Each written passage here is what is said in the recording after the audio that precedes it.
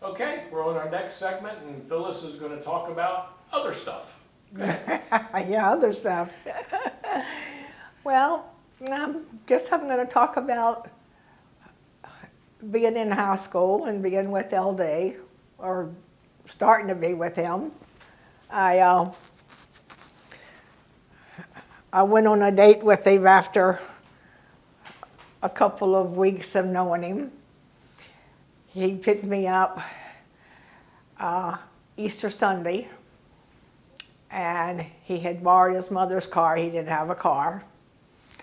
And we drove down to Ocean View, which was the place to go. And I had on brand new high heels, which they were only this high, but they were brand new shoes. And we walked around a little bit, and then we went back to his car, and he had a flat tire. The only problem is he didn't have a spare. So then we had to walk to the bus stop, and then we had to catch the bus and get to South Norfolk. Then we had to walk from Monroe's drugstore in South Norfolk across the railroad track and go down to Young Avenue where he lived. I was a little bit skeptical about this. You know, I never met this guy's parents, and he's taken me to his house, and I'm not so sure. There was a couple of cars there, though, so people came out of the house before I went in, and I knew people were there. And my feet were killing me. And so his mother came up right about that time. She was in a different car, and she wanted to know what happened, and he told her, so she said, okay, well, you can use my car to take her home. So, okay, we did that. And I was so glad to get home and get out of those shoes. I was glad to get home and be safe, you know, because I wasn't used to a strange boy, and I hadn't really been anywhere with him before, so you never know. Anyway. So you met his mom? I met his mom, yeah. And the first thing she told me was, I'm not really this fat, I'm just bloated. That's what she always said, I'm just bloated, because she had a bladder problem, and she was bloated, but she was overweight too, so it didn't matter, but she was just funny. And let's see, we kind of played cat and mouse, LD and I, in school. Going from classroom to classroom, there would be times when I'd be getting ready to go into the gym, and he would come by and wave to me. And so I kind of looked forward to that. And then one time he didn't come by, and so I'm opening the door, and I'm looking for him, and I'm looking for him. I'm holding the door open, and I'm looking for him. And then he's standing off over here watching me look for him. He got me good. He did. So finally, I learned my lesson. I was trying to play it cool, but he realized I liked him. So anyway, we ended up dating, and then he got a car. His senior year, he got a car to drive, so he drove me back and forth to school. Now that was neat. Of course, I had to help with the gas. He would get Wesley Cherry and Bobby Taylor, and then they lived across the street from him. So he'd pick them up, and then he'd come over and pick me up and go around the corner and pick up Betty Beard, and then we'd go to high school. sometimes we'd have to stop at the gas station on the way because we didn't have enough gas to get there. So everybody had to chip in some coins because gas was only like 25 cents a gallon, maybe 20 cents. And of course, they did have gas wars back then, and when they did, it was only 15 cents. Unless the station across the street saw it, and then they reduced theirs to 14 cents. So we had a good time then. We could get 3 or 4 gallons. But that was fun. So it was nice being picked up and not having to ride the school bus. That felt classy. Anyway, then he graduated, and I had to ride the school bus again. That wasn't good. That's life. And I didn't know it, but Johnny was over there picking up another girl because he'd already graduated. So when I was over there riding the school bus, he had already been in the service, or was getting ready to go in the service, and he was picking up his girlfriend from over there. But anyway, So how much older was LD than you? 2.5 years. What was his birthday? November the 21st, 1939. Did you give me your birth date at all when you started this? No. Oh, my birth date? Oh, it's June 22nd. Let's see. How old do I want to say I am? I never gave out my birthday for years and years. I never told anybody how old I was. I was only told in the last 2 years. Isn't that amazing? So, yeah. I didn't tell you. 1942.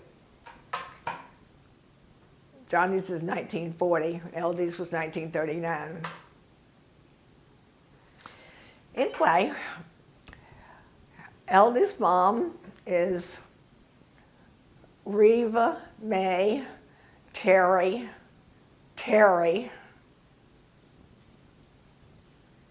No, Reva May Terry Brown.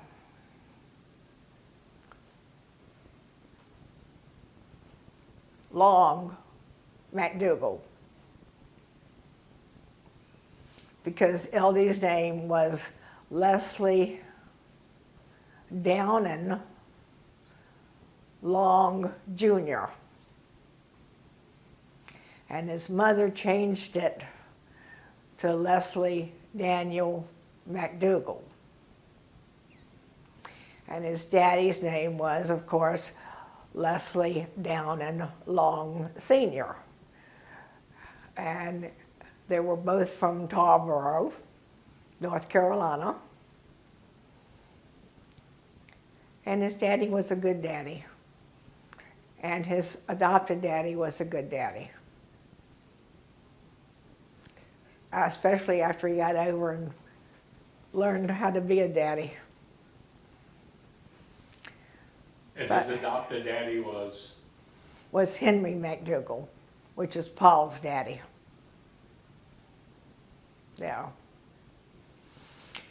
And he has 2 brothers that are older than he was. Paul's younger.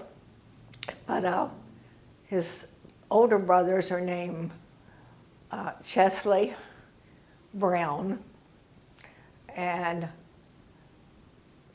Elwood Willie Brown. Elwood was 15 years older than LD, and Chesley was 17 years older than LD. So she waited a long time in between marriages because she had such an awful time with Brown. She just had to support them 2, and plus herself, and she had gone back from wherever, I don't remember what city she had, her husband had taken her to, but when she left him, she had to go back to Tarboro, and she lived with her mother and helped support her mother and all her mother's kids, because she was the oldest of all the kids. So She had brothers and sisters. yes, she had. I don't know how many she had. She had, originally she had 17 brothers and sisters, but they didn't all live, so I can't remember how many lived. I know I met a lot of them. Right. So she was from Tarboro. Mr. McDougal, where was he from? He was from Boston. Do you know where they met? Did they meet here in the Tidewater area? Yes, he was in the Navy. No, he wasn't. He was in the Army. Why did I say Navy? He was in the Army. It was during wartime. And she had left LD in, well, she'd left all our kids in Tarboro for her mother to take care of. And she was up here working in a, like a soda shop, a sandwich place.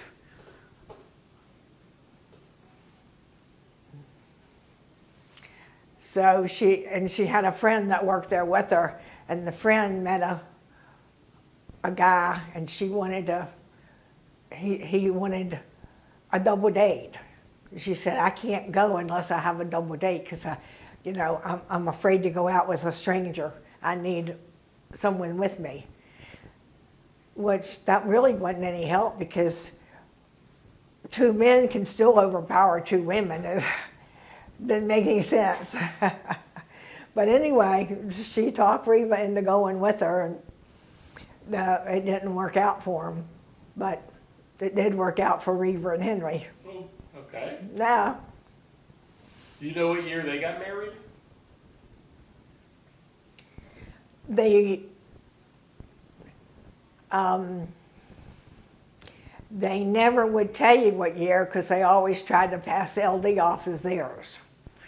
And LD was like 4 or 5 years old when they got married. Okay. Yeah. So I don't know. Huh. When did Alma come into the picture?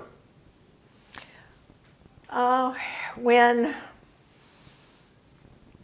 Paul was about 6 months old, one of Reva's cousins came by her house, and she was another lady that liked the bars and the men. And she had like 5 or 6 kids, and she had Alma, which that isn't what she called her. That's the name that Reva gave her. And she was a month younger than Paul. And she asked her, would she keep her for I don't know if it was the weekend or the week, where she was going to go up to Atlantic City with her boyfriend. And she said, I got somebody to take care of all the kids except this one. And she's not going to be much trouble. I mean, she's only, 4 months old, And so Reva said, okay, because mainly it was a girl, She already had 4 boys. So, yeah, let me just have this little girl for a week. That'd be so neat. Well, when she came back a couple months later, Reva said, I ain't going to give her to you. She's mine now. I've had her longer than you did. And so then the girl went home. She didn't really want her. So she left. And then she went back to Carolina. And her daddy said, well, where's whatever her name is? And she said, well, I gave her to Reva to keep for me. Now she won't give her back.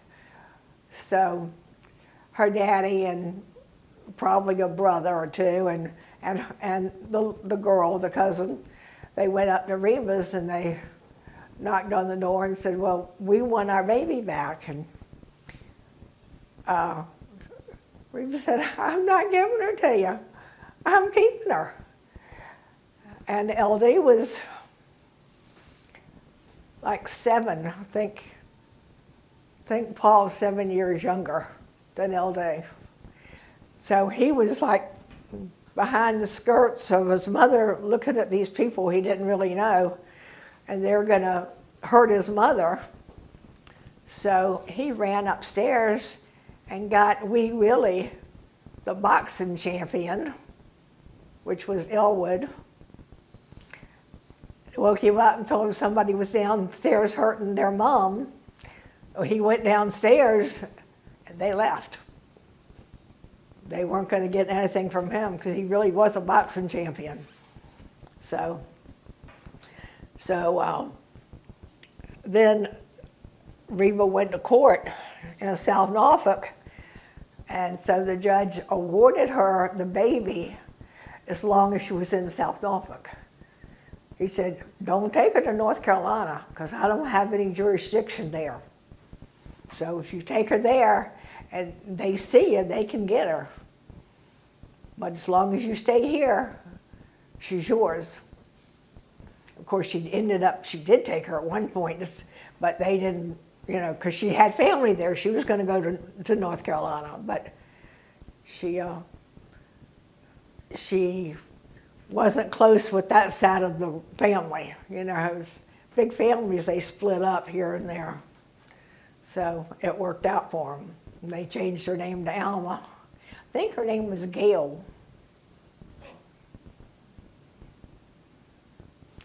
So, yeah. I did, can you cut it off a second and I can give you I can give you dates on LD's parents. Oh, we don't need that. No, okay, all right. All right. So go ahead and continue with you and LD dating or whatever you want to.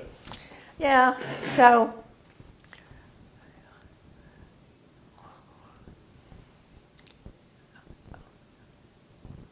LD and I went through all kinds of silly stuff that teenagers go through when you're trying to make sure that this is the right one, and you break up and then you go back together, and you break up and you go back together. And I'm probably moving my head way too much, but anyway, and then I was 16 and a half, and LD asked me to marry him when I graduated from high school, which was another year and a half away. And I agreed. That's one thing I really wanted. I wanted to get married. Of course, I already had a job at the phone company. At 16 and a half? Aunt Snooky was a beautician. She had gone to work at Ames and Brownlee, which was a big name store in downtown Norfolk. She had, I have to give her credit, she had ridden a bus and gone to Hicks Beauty School in downtown Norfolk on Butte Street, not Butte Street, Bush Street. And got a degree and got a job at Ames and Brownlee. And mother had taken care of Renee. The other kids were in school. So when Snooky was talking to some women doing their hair that worked at the phone company, she found out that they had some jobs that were going to be coming open. And you had to be 16. Well, Patsy wasn't 16, she was too young. Patsy's, I think, 2 years younger than I am. So, and Sandra she was getting ready to get married. She wasn't 16. She was 17 or 18. So Snooky came home and told me and Faye that we needed, and told Faye and I, correct my English, that we needed to go down to the phone company and apply for a job. So we did. This must have been, I must have been 17. Okay. I'd already had my engagement ring when I went down and applied, so I was 17. I got my engagement ring when I was 16 and a half. And then the following summer, I applied, like April or May, just before I was 17. And this was going to be a part-time job Yeah, until you graduated? yeah.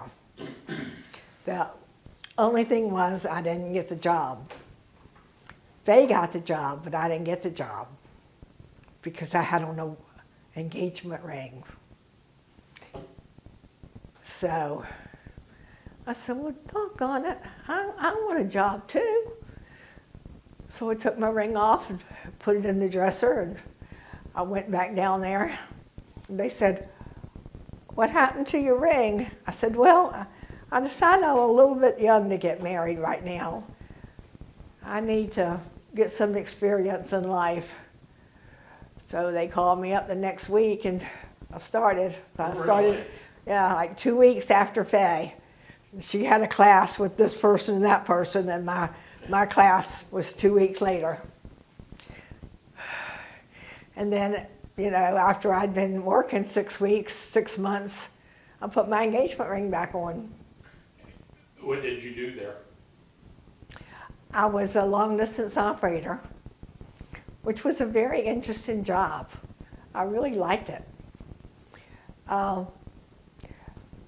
Back then, they had cord boards, which you would see, sometimes you'll see them on TV. They'll show a long row of the boards and the lights all lit up, and then all these holes, and the girl will pick this thing up and stick it in a hole. And that's what we did. You'd have one in the hole, and then the second of the two would go to the one that the place they're calling. But that was interesting. But the most interesting part was when the sailors came to town, they would be at the phone booths calling home, and they had to put the money in the phone booth, and we had to listen for it and recognize it and count it. I didn't know what it was and make sure they put the right amount in. And that was the interesting part. So you had to know what a quarter or a dime or a nickel sounded like? Yes. That it sounded different than a penny? You couldn't put a penny in, yeah. It wouldn't fit? It would fit, but it would fit and go right on through. It wouldn't stay. Okay. Yeah. But all the other three, you could definitely tell what was what. Oh, that's cool. Yeah, it was. So it was an interesting job. I liked it. But I didn't like it when, you know, let's see. I didn't like it when people cheated. But the people did cheat, and you would say, how can they cheat? Well, you used to call somebody, if you came back in town and you want to let your mother know you're back in town, whereas you've been on 6 months on a cruise, and you don't have the money to talk to her, but you want her to know you're here safe, you call her and you ask for yourself.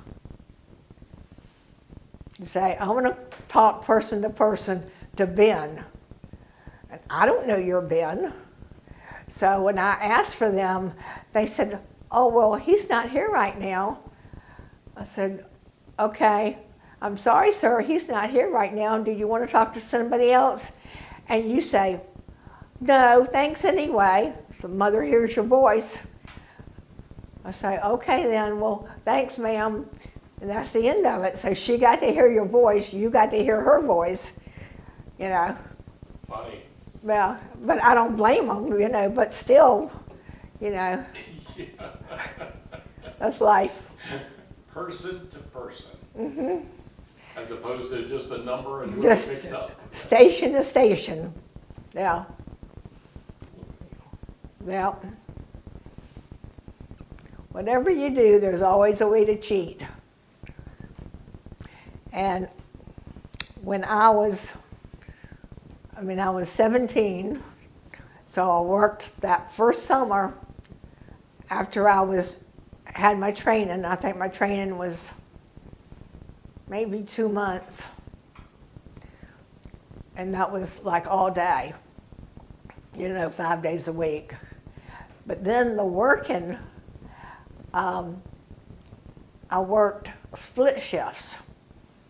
So I'd have to go in the morning, and sometimes Daddy would drive me in, and sometimes LD would drive me in. And I'd go in, and I'd have to be there at 10, but they'd take me earlier than that because by the time I'd catch the bus to get there at 10, I'd have to catch the bus at 8 or 8:30. So if they were going to leave at 8 or 8:30, it's more comfortable to go with them, even if I'm going to get there sooner. So I'd go in and just shop around or just go up to the floor I worked on and watch TV or lounge around until it was time to go to work. And I'd work from 10 to 2, and then I'd have 4 hours off, and then I'd have to go back to work at 6 and work to 10. So this is after you're out of high school, or during this? Yeah, this is it's not after, it's before I start the fall on my senior year. Okay. And then it's the following summer, or it's the holiday, because like I had to work Christmas Day. My first year there, I had to work for Christmas Day. What were your hours during the school week? During the school week, they were probably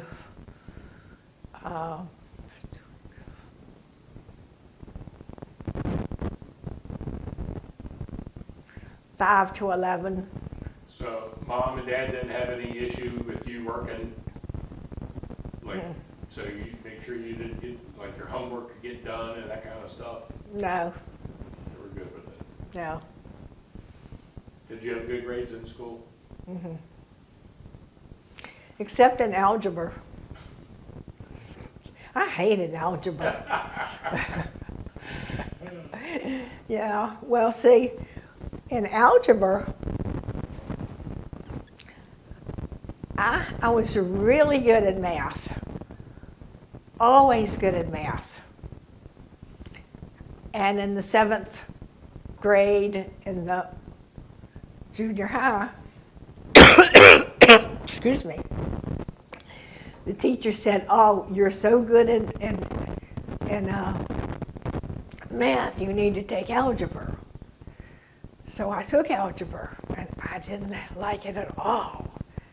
You need to stop this. I got a cough again. Okay. Okay, go ahead. Okay, so Y and D, it didn't work for me. So I failed algebra in September and October and November and December. And then, so I wasn't, this is before LD, because it's the 8th grade. I called up Johnny. I said, "I need some help. I'm failing algebra. I can't fail a grade. I can't fail." So he came over and he helped me and he worked with me. And I passed with a D. That's how I passed that June. I passed it with a D. But I passed. So that was 8th grade? Mm-hmm. So why were you telling me you're good at math? I was good in math from the 1st to the 7th. I mean, Right. But I'm saying, why were you telling me that you were good in math? What was that story about to lead to? That was leading to the fact that I don't understand how I couldn't understand algebra. Algebra is not math. Algebra is foreign. Okay, all right, but when you were in high school, you didn't take more math, more algebra, or did you continue on? No, I took algebra that first year and I wouldn't take it next. Okay, Oh, I took bookkeeping. I could do bookkeeping. I understood debits and credits, and I just that's what you took in high school, bookkeeping, that kind of stuff? yeah, typing and bookkeeping. Yeah. I even took shorthand, but that didn't go very far either. Problem with that is the first week of the 8th grade, I had these brand new shoes. Brand new shoes get me in trouble. And I missed the bus. And from Plymouth Park to Oscar Smith, it's a long ways to walk. So I'm walking, and I get this blister on my heel from the brand new shoes. So I take them off. And I get home, and then I can't wear any shoes for 3 or 4 days. My heels are so messed up from those shoes. Well, when you take shorthand, the first thing that they do is they teach you that's an A, and that's a B, and a C, and a D, and an E, and a F. So the first week, I missed half the alphabet. So when I went back to school, I didn't know half the alphabet and everybody else did. And I said, well, I got to catch up. What do I do? She said, well, you're going to have to study all this stuff. I said, or I could just drop out of this class. I said, yeah. What's up? Okay, I dropped out of the class. I don't like things that didn't make sense. So, there we go. Anyway. Okay, so you had gotten up to, you were working and engaged. Take me from there. I got married, and here I am. That's a shortened version. Oh, well, let's see. Well, we dated until I graduated. LD didn't have a good enough job to support me, and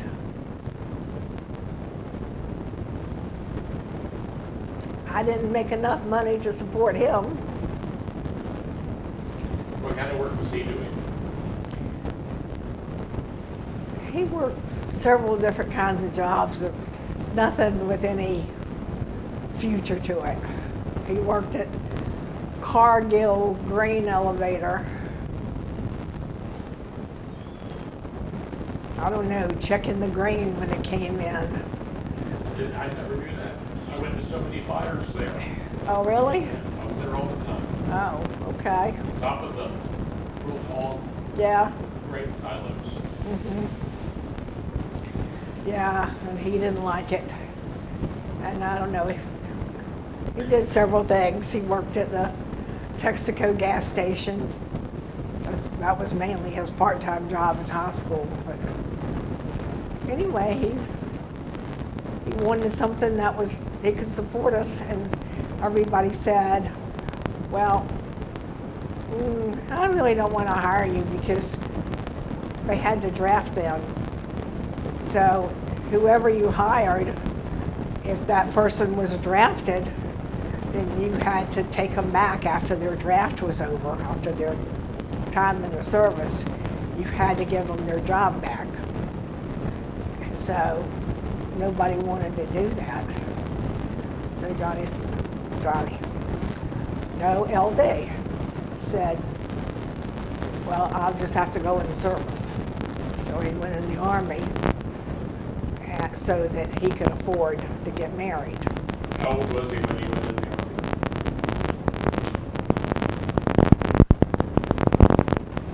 Well, let's see, it was 1960.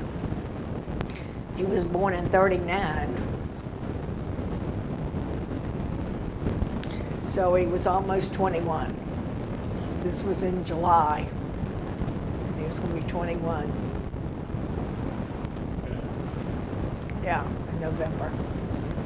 But that's really the story of a lot of men, because really Johnny did the same thing, basically, but he planned his a little bit better and took classes ahead. So